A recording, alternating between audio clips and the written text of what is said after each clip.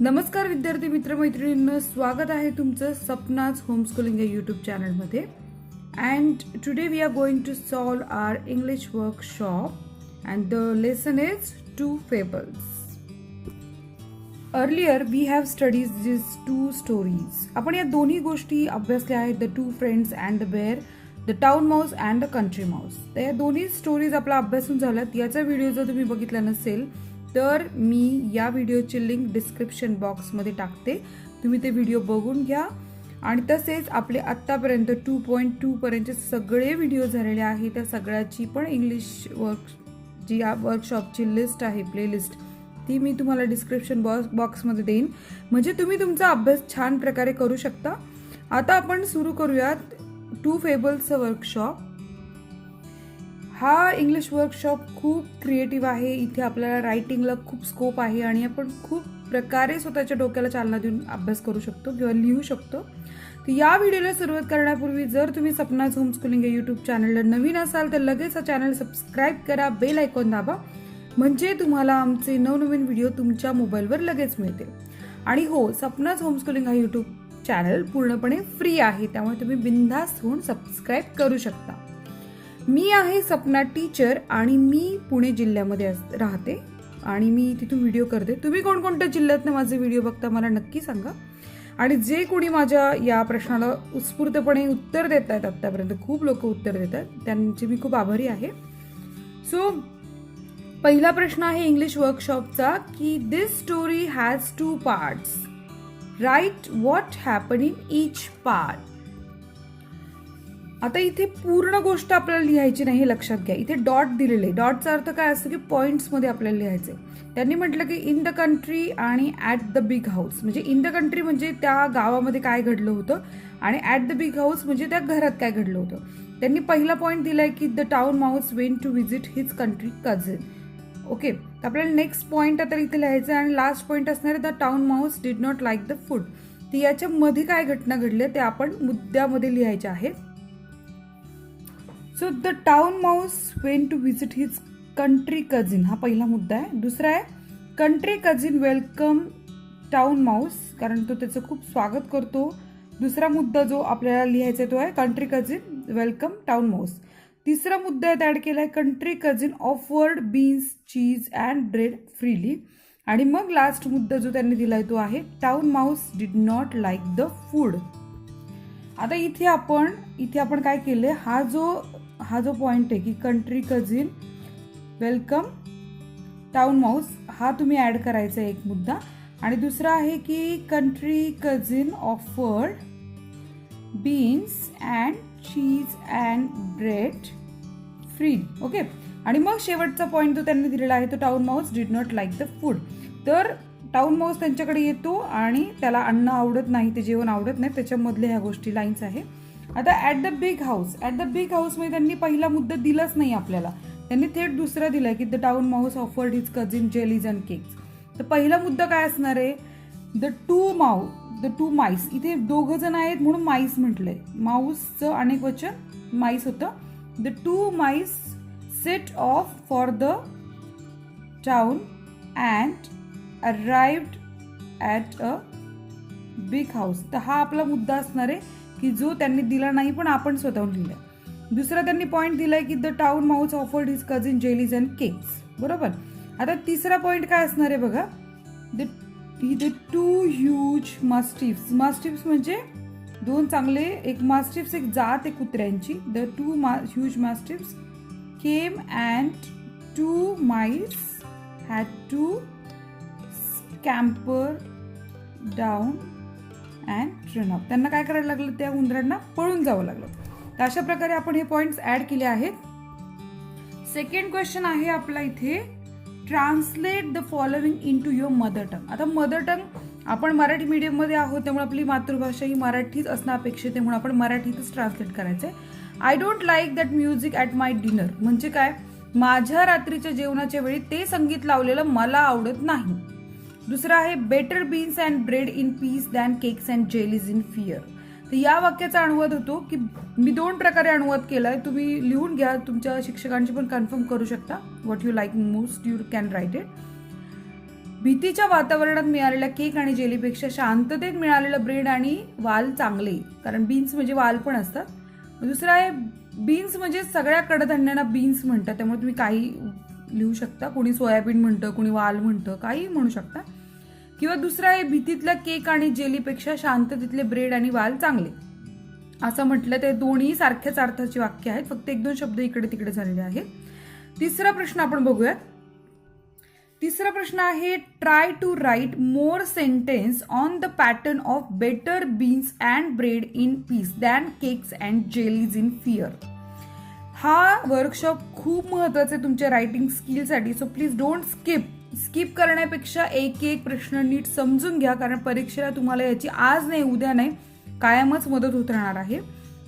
तर better beans and bread in piece, तर या वाक्यासारखी वाक्य आपल्याला लिहायचे आहेत. एक्झाम्पल पण त्यांनी दिले, बेटर लेट दॅन नेव्हर, म्हणजे उशीर करण्यापेक्षा बेटर लेट दॅन नेव्हर, म्हणजे एक वेळेस तुम्ही उशिरा गेलात तरी चालेल पण जायचंच नाही म्हणून टाळू नका.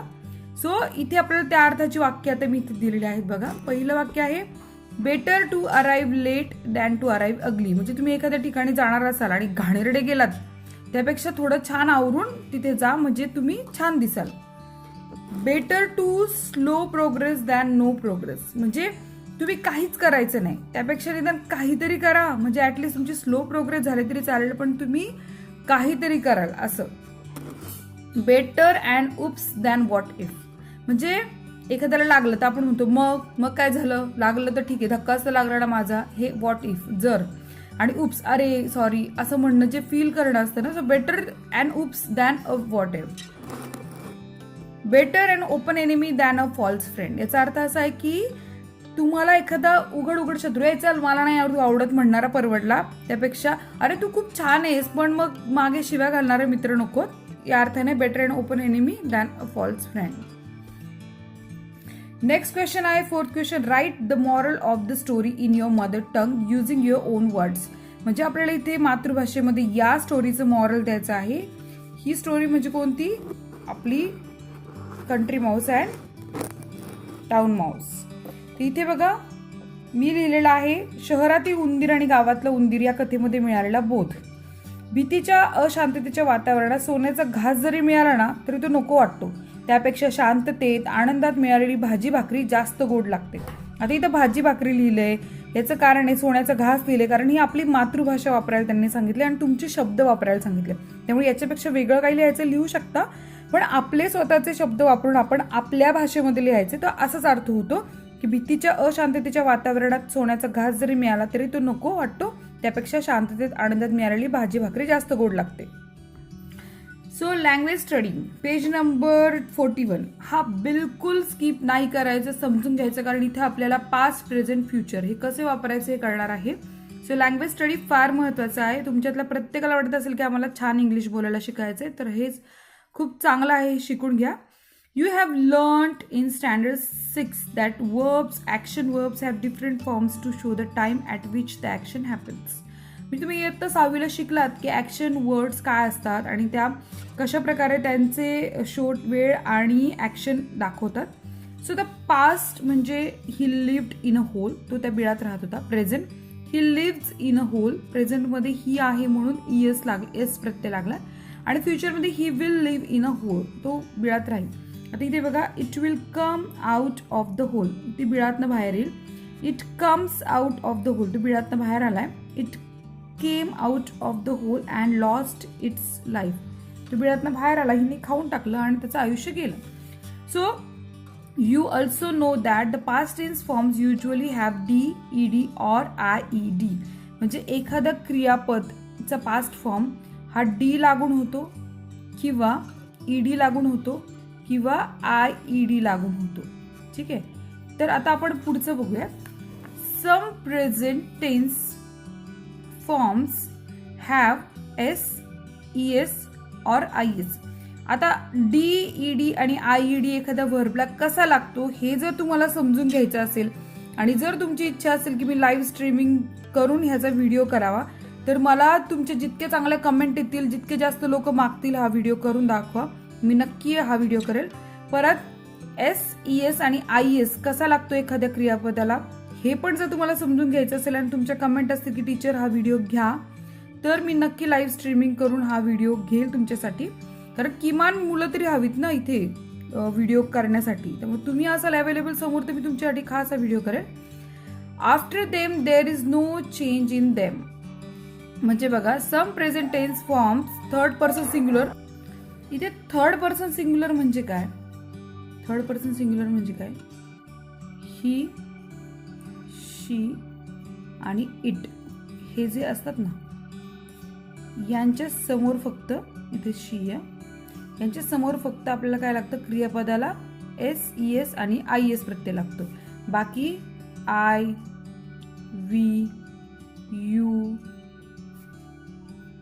दे यांच्या समोर लागत नाही. आपण जेव्हा व्हिडिओ करू तेव्हा डिटेलमध्ये हा व्हिडिओ मी तुम्हाला एक्सप्लेन करून दाखवेल. Use any 5 of the following. Okay, the future is indicated by will and shall. आणि द फ्युचर कसं दाखवायचा? विल आणि शॅल. म्हणजे पास्ट DED आणि IED ने होतो क्रियापदाला. वर्ब प्रेझेंटमध्ये असेल तर ही, शी, इट असेल तर एस, ES, IS प्रत्यय लागतो. आणि फ्युचरमध्ये विल आणि शॅल लागतं. इतकं लक्षात ठेवा. Use any 5 of the following verbs in your own sentences to show the past, present and future tense. आता इथे वर्ब्स दिलेले आहेत, तर पास्ट इथे लाईक ते. आता मी नुसते वर्ब लिहिलेले आहेत, त्याला प्रत्यय लावला नाहीये, तर तुमच्या समोर लावायचं म्हणून ठेवला. तर लव हा पास्टमध्ये काय होतो? LOVED. फक्त याला काय लागतोय? इथे D प्रत्यय लागतोय. D प्रत्यय लागतो फक्त. LOVED लागतोय. Answer ANSWER. इथे याला ED. Answered. Scamper SCAMPERED. Scampered. आणि वेटला पण लागतं waited. I am waited for you. आता इथे प्रेझेंटमध्ये कसं येणार? प्रेझेंटमध्ये एकतर लव राहणार किंवा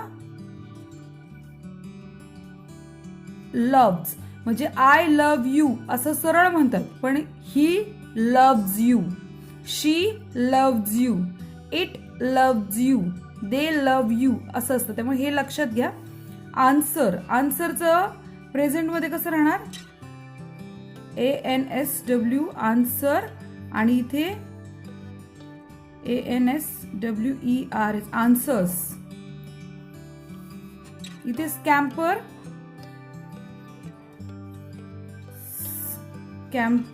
स्कॅम्पर तसंच राहणार. आणि इकडे स्कॅम्पर्स, इथे S लागणार. स्कॅम्पर्स. आता इकडे बघा, वेटमध्ये इथे वेट आणि इथे waits. She waits for you, he waits for you, she waits for you. तुम्ही हे सगळ्याला S प्रत्यय लागला आहे इथे. आणि इकडे बाकी मग आहे तसंच आहे. म्हणजे जर आय, वी, यू, दे असेल तर असेच वापरायचे वर्ब. पण जर ही, शी, इट आलं तर मग लव्ज, आन्सर्स, कॅम्पर्स आणि वेट्स असं क्रियापदाचं रूप बदलतं. आता फ्युचरमध्ये कसं बोलणार आपण? इथे will love, I will love you किंवा शी विल लव्ह यू असं. आन्सरचं विल किंवा शाल काही वापरू शकता. विल आन्सर, नंतर विल स्कॅम्पर आणि विल वेट. हे मुद्दामून पेन्सिलने घेतले. प्लीज ट्राय अँड अंडरस्टँड की पुस्तक खराब करायला मला स्वतःला आवडत नाही. तुम्हाला डिटेलमध्ये हवं असेल तर मी डिटेलमध्ये याचा आणखीन लिहून देईल. ओके, तर आपण आता इथे पाहिलेलं आहे. आता आपण पुढचा क्वेश्चन बघूया. फाईन. की can you complete the following table? Note that these verbs have irregular past tense. Regular past tense आणि इररेग्युलर पास्ट टेन्स असतात की ज्याचं, जसं की आन्सर आहे, आन्सर्ड आहे, आन्सर्ड आहे. म्हणजे पहिलं वर्ब आणि दुसरं रूप तिसरं रूप सारखंच असतं. पण इथे मात्र दोन्ही सारखे नसतात. आता आपण इथे बघूया. इथे काय आहे? वेंट. म्हणजे गोचा भूतकाळ काय होतो? वेंट. आणि फ्युचर विल गो आहे. तर कम किंवा कम्सचा भूतकाळ काय आहे? केम. CAME केम. आणि will come. Okay.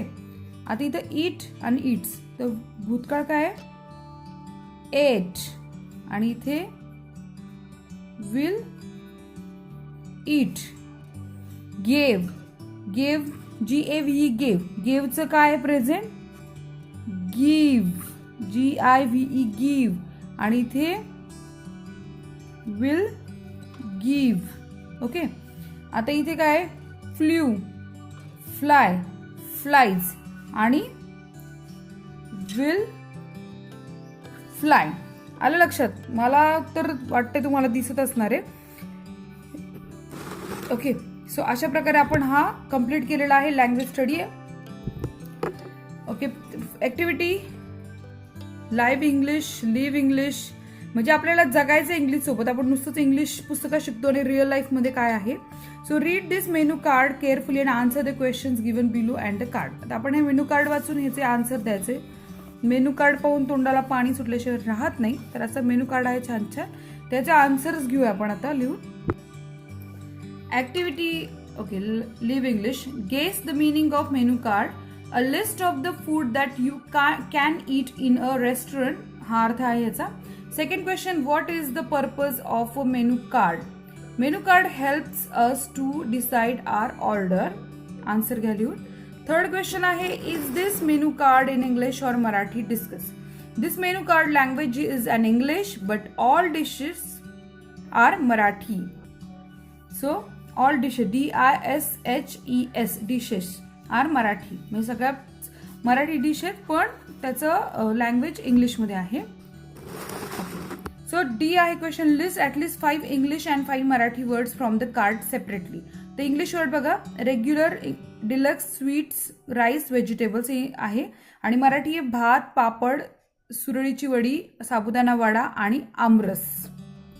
Next question आहे, imagine that you have opened a hotel in the following places. म्हणजे दहीवडी, नागपूर, बेंगलुरू आणि लंडन.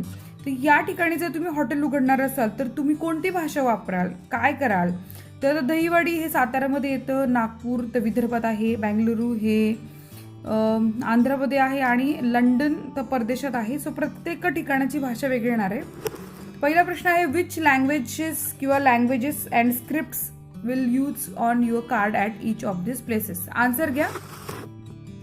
दहीवडी असेल तर मराठी अँड इंग्लिश दोन्ही लँग्वेज लागतील. कारण जरी महाराष्ट्रात असेल पण काही बाहेरच्या लोकांना इंग्लिश पण माहिती पाहिजे. सो आणि त्याची स्क्रिप्ट असेल ती मराठी आणि इंग्लिश दोन्ही भाषांमध्ये आपल्याला मेनू कार्ड करायला लागेल. सो मी स्क्रिप्ट शॉर्टकटमध्ये M&E केलं, मला जागा नव्हती लिहायला म्हणून. सो मराठी आणि इंग्लिशचा अर्थ होतो M for Marathi, E for English. Nagpur असेल तर मराठी आणि इंग्लिश चालणार आहे. म्हणजे मराठीत पण मेनू कार्ड पाहिजे, इंग्लिशमध्ये पण मेनू कार्ड पाहिजे भाषेमध्ये. आणि त्याची स्क्रिप्ट म्हणजे लिखाण मराठीत पण पाहिजे आणि इंग्लिशमध्ये पण पाहिजे. आता बेंगलुरू असेल तर बेंगलुरूला कन्नडाच भाषामध्ये पाहिजे आणि इंग्लिशमध्ये पाहिजे मेनू कार्ड. लँग्वेज हे दोन्ही वापरल्या गेल्या पाहिजे आणि त्याची स्क्रिप्ट ही कन्नडा आणि इंग्लिश असणार आहे. लंडन असेल तर इंग्लिशच लँग्वेज लागेल आणि स्क्रिप्ट पण इंग्लिशच लागेल. आता नेक्स्ट क्वेश्चन आहे, you want to appoint staff in your hotel. What language do you need to know? जर तुम्हाला स्टाफ ठेवायचं त्याला कोणती भाषा यायला पाहिजे? My staff should know Marathi and Hindi. माझ्या स्टाफला किमान मराठी आणि हिंदी भाषा यायला पाहिजे. Design a menu card for your hotel offering food item of your choice. Invent fancy names for your dishes. म्हणजे तुम्ही हॉटेल काढायचे, एक इमॅजिन करा आणि त्या हॉटेलला मधील जे पदार्थ आहेत त्यांना छान छान नावं द्या, वेगवेगळी मेनू कार्ड तयार करा. मी फक्त 5च नावं दिली आहेत, मजेशीर आहेत माझ्या दृष्टीनं. तुम्हाला कशी वाटतात बघा. चटपटा चाट 30 रुपये, झटका वडापाव 15, कट मिसळ 40, फुगलेला मेदूवडा 30, कट डोसा 40. मराठीत पण लिहिले, इंग्लिशमध्ये पण लिहिले. तर तुम्ही अशी भरपूर मोठी यादी करू शकता. मी जस्ट तुम्हाला एक्झाम्पल म्हणून इथं मेनू कार्ड्स दाखवले. Use the menu card given on page 42 and prepare dialogues for the following situations. Page number 42 वरचं मेनू कार्ड म्हणजेच आपल्याला जे मेनू कार्ड दिलेलं आहे ॲक्टिव्हिटी लिव्ह इंग्लिश, तर त्या मेनू कार्डवरनं आपण आता हे डायलॉग्स कंप्लीट करायचे आहे. तर डायलॉग काय आहे बघा. पहिला डायलॉग आहे, हा hotel staff welcomes the customers and tells them about the specialities of the hotel. आता इथे हॉटेल स्टाफ आहे आणि जसं आपण कोणत्याही हॉटेलला गेल्यावर तिथला जो हॉटेल स्टाफ असतो तो आपल्याला सांगत असतो हॉटेलबद्दल. Hotel staff, good evening sir, can I help you? Customer, we need a table for 6. आता याच्या पुढचं काय कॉन्व्हर्सेशन झालं असेल ते आपण लिहायचं आहे. तर जेव्हा कस्टमर हॉटेल स्टाफ जेव्हा कस्टमर विचारतो की we need a table for 6 असं विचारतो, त्याच्यानंतर हॉटेल स्टाफचं उत्तर काय असणार आहे, please come this side, this is your table. हा नेहमीचा अनुभव असणार आहे. किंवा ज्यांचं नसेल त्यांच्यासाठी सांगते की हॉटेल स्टाफ म्हणतो की या सर या बाजूला तुमच्यासाठी टेबल आहे. हा मग कस्टमर विचारतो की what is speciality of this hotel, या हॉटेलची विशेषता काय आहे. कारण आपण कुठल्या हॉटेलला गेलो तर आपण विचारतो ना तुमच्याकडे खायला काय चांगलं, ताजं काय, असं सॉर्ट ऑफ प्रश्न आहे हा. तो हॉटेल स्टाफ म्हणतोय की we have regular and deluxe thali for lunch. आमच्याकडे रेग्युलर थाली आणि डिलक्स थाली आहे लंच जेवणासाठी. फॉर स्नॅक्स, जर तुम्हाला स्नॅक्स खायचे असेल this is menu card, you can choose. कारण मेनू कार्डची मोठी लिस्ट आहे तर सगळंच नाही सांगू शकत ना, कोणत्याही हॉटेलवाला आपले सगळेच पदार्थ चांगलेच सांगतो. सो तुम्ही आणखीन काही ऍड करायचं असेल स्पेशालिटी सांगताना तर करू शकता. मी इतके ऍड केलेल्या आहेत गोष्टी. नेक्स्ट बघा, and Australian family talks to the hotel manager. आता एक ऑस्ट्रेलियन फॅमिली म्हणजे त्यांना इंडियन फूडची बिलकुल माहिती नाही आणि आपलं मेनू कार्ड हे पूर्णपणे महाराष्ट्रीयन फूडचं आहे. What about the items on the menu card. आता आपल्या या मेनू कार्ड बद्दल आपल्याला आता इथे सांगायचंय. Hotel manager, a very good morning madam. इथे ऑस्ट्रेलियन फॅमिली पूर्ण अननोन असल्यामुळे आता ती इथे आलेली आहे आणि हे आहे महाराष्ट्रीयन खाण्याचं हॉटेल. तर हॉटेल मॅनेजर वेलकम करतात, very good morning madam. Australian customer, good morning, can you tell us something about the items here. तर ती ऑस्ट्रेलियन कस्टमर काय म्हणते की तुम्ही मला इथले आयटम सांगाल का. तर व्हॉट इज आता कुठलाही एक पदार्थ तुम्ही चूज करायचा ज्याच्याबद्दल ती विचारतीये आणि हॉटेल मॅनेजरने आता एक्सप्लेन करायचं नेमकं की तो पदार्थ काय आहे.